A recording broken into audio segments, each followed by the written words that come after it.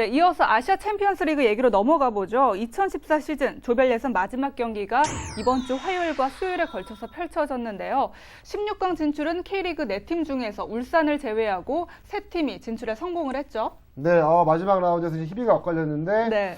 울산 같은 경우는 이제 가와사키 원정을 떠나서 1대3으로 패하면서 네. 3위로 밀리고 말았습니다. 네. 그리고 이제 그 2조에서는 포항과 세레소가 16강에 올랐고 F조는 서울과 산프레체 히로시마가 이제 16강에 진출했습니다. 그리고 G조는 광저우와 전북 현대, 그리고 H조는 웨스턴 시드니와 가와사키 프론탈레가 16강에 진출했는데요. 네. 특히 이제 5월 6일에는 전북과 포항이 전주에서 16강을 치를 예정이고, 이제 5월 7일에는 FC 서울이 가와사키 프론탈레 이제 원정을 떠날 예정입니다. 네. 사실 이번 조별리그를 보면서 K리그 클래식 팀들이 강하다는 사실을 다시 한번 인식하게 됐어요. 예. 4팀 중에 3팀이나 올랐고, 그리고 울산이 탈락을 하긴 했지만은 초반 분위기는 좋았거든요. 네. 초반 3경기에서 2승 1무를 기록하면서 상승을 타다가 이후 3경기에서 모두 패배하는 장면이 있었는데, 이것은 이제 조민국 감독의 그 집중과 선택 부분에서 잘못 계획을 한 것 같아요. 네. 이런 부분에 대해서는 조민국 감독이 스스로 또 인정하는 장면도 있었고요. 그리고 4월 들어서 울산이 너무나 성적이 안 좋은 것도 작용을 했고요. 네. 이에 비해서 서울 같은 경우에는 워낙에 좋은 성적, 그리고 포항도 그렇고요. 전북도 사실은 기대만큼의 활약은 아닌 것 아니냐, 뭐 이런 얘기가 있지만은 네. 광저우하고 한 조에 있었습니다. 네. 그만큼 상당히 어려운 상황에서 16강에 진출했기 때문에 K리그 클래식 팀들이 나름대로 다 제 실력을 발휘했다고 보면 되겠습니다. 네. 그리고 특히 FC 서울 같은 경우는 참 아시아 챔피언스 리그와 K리그 성적이 아주 반비례하는 모습을 보여주고 있는데요. 물론 선수들 또 감독들도 아주 냉탕과 온탕에 왔다 갔다 하는 기분이 들 텐데요.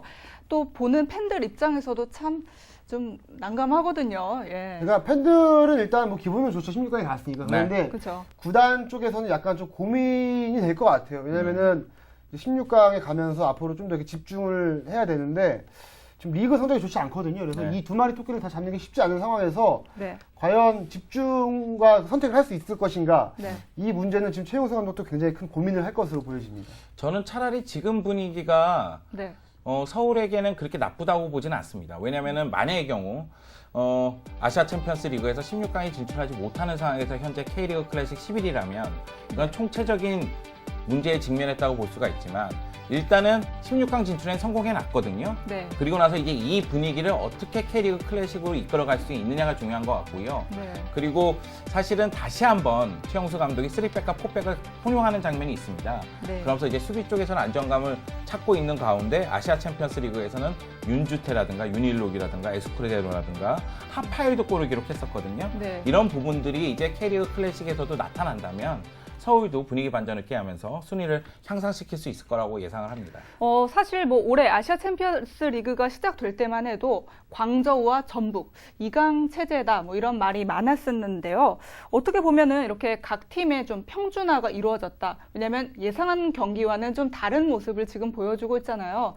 네, 그래서 그런 말이 나오고 있는데 뭐 어떻게 생각을 하세요? 저는 개인적으로 좀 울산이 좀 더 높은 좀 라운드까지 올라가지 않을까 싶었는데 네. 일찌감치 떨어지게 됐고, 근데 광저우도 뭐 여전히 강하긴 하지만 작년 같은 그런 경기력은 아닌 것 같고, 네. 또 포항은 올 시즌에 좀 외국인 선수 없이 안 될 것 같은데 또 잘 나가고 있고, 그래서 굉장히 좀 안개 속 형국이 아닌가 싶어요. 네. 예. 그리고 저는 이런 안개 속 형국이 된 가장 큰 원인은 바로 월드컵 일정입니다. 그렇죠. 그러니까 일정이 월드컵이 껴있기 때문에 아시아의 각 리그들은 초반 쪽에 아시아 챔피언스 리그와 자국 리그의 일정을 빡빡하게 형성을 했거든요. 네.